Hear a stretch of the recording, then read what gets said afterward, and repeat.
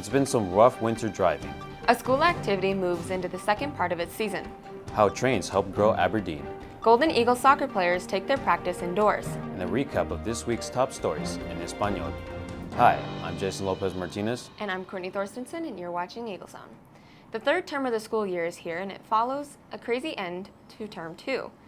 There were supposed to be 10 days of school during the final 2 weeks of the term. The district superintendent called off 6 of them due to winter storms. So as we start school again this week, teachers and students are trying to tie up loose ends and take care of any incompletes. Teachers at the high school need to have term 2 grades posted before Monday.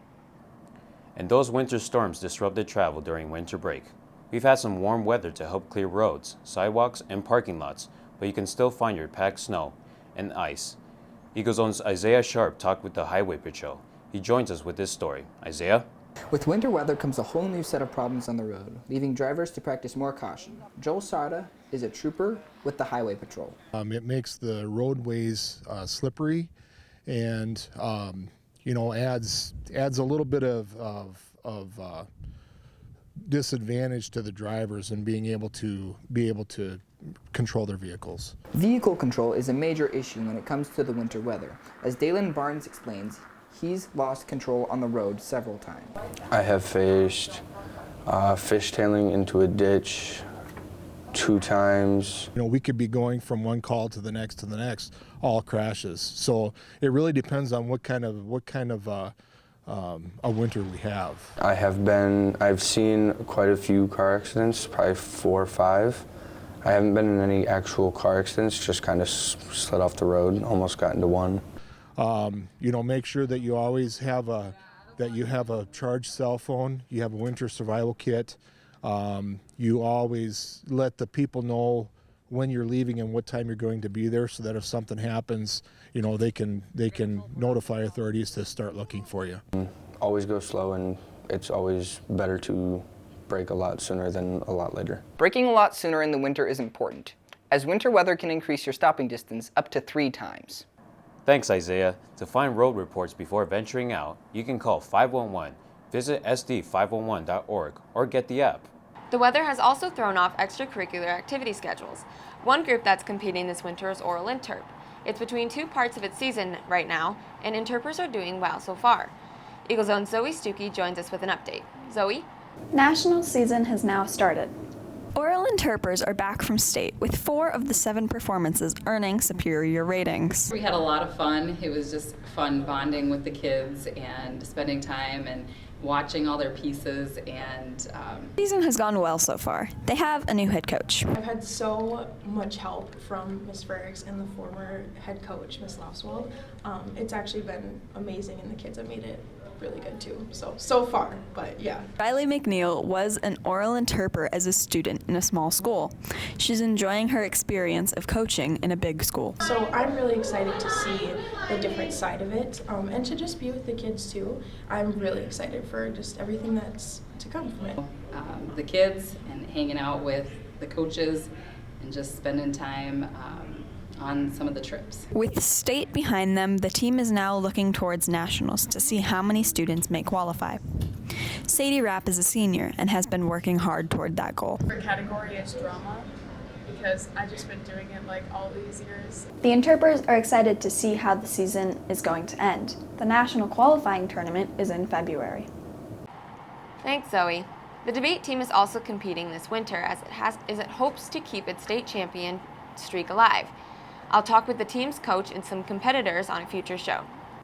We've all waited for a train in town at some point, sometimes more than once a day. Trains aren't just part of a present-day life in Aberdeen. They're a huge part of our community's past. Eagle Zone's Samson Flockus visited the museum to learn more, and he joins us with this story. Samson? You've probably had your busy day halted by one of the many trains that go through Aberdeen daily. You were probably annoyed and maybe even cursed at the train, but trains are very important to Aberdeen's history. There were just so few people who could afford to walk, take a horse out here, grow crops, get it back to the cities. And so the settlement of this area wasn't really even possible until railroads came in. Trains are also the reason the hub city got its iconic name. Aberdeen almost immediately became a hub for railroads. So in 1881, that railroad came here. By the end of 1881, a line had extended to Frederick, another line went south to Ashton. Aberdeen became such a successful town thanks to the railroad. The late 1800s, early 1900s, trains were about the only option for travel. And so during those years, anywhere lines met became really important for economic growth. The railroad has affected more than just Aberdeen. The railroad has caused towns to be spread every 8 to 15 miles all around Aberdeen because steam engines had to stop and refuel very often, causing towns to sprout up. Thanks, Samson. The museum has a lot more information about trains and their role in getting Aberdeen to where it is today. There's a link to the museum's page on Brown County's website. That's brown.sd.us. We'll be right back after these messages created by media production students.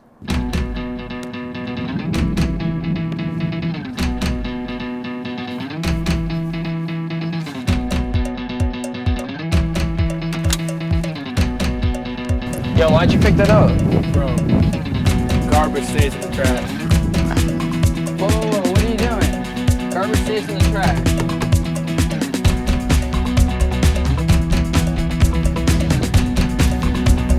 So remember, garbage stays in the trash. Welcome back.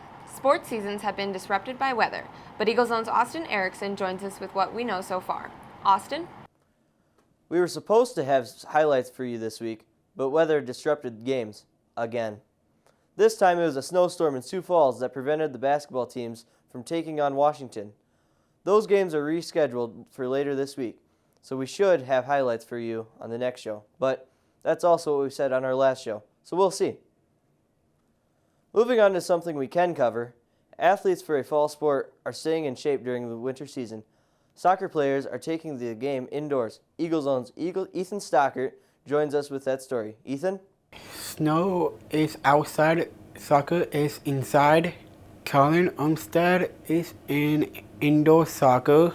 I think we look pretty good. We got a new coach, but overall I think this is going to be a good season this year. Indoor is different is outdoor. You have to take like smaller touches because it's not as big as a field and it's like a closed space that you feel. Good for soccer players.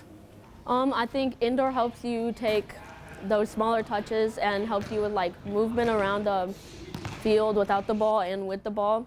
I think a lot more people get a lot of more skills from indoor than they do outdoor because it's a smaller space and it helps improve how you move with the ball and how you like react to what's going on the field. Prepare him for next season. And then I think just showing up for like practices and everything helped too. Indoor soccer once too much. Thanks, Ethan. If you want to catch winter sports, the girls' basketball team will play at home Friday, and the boys will play Saturday at home. Gymnastics is home this Thursday.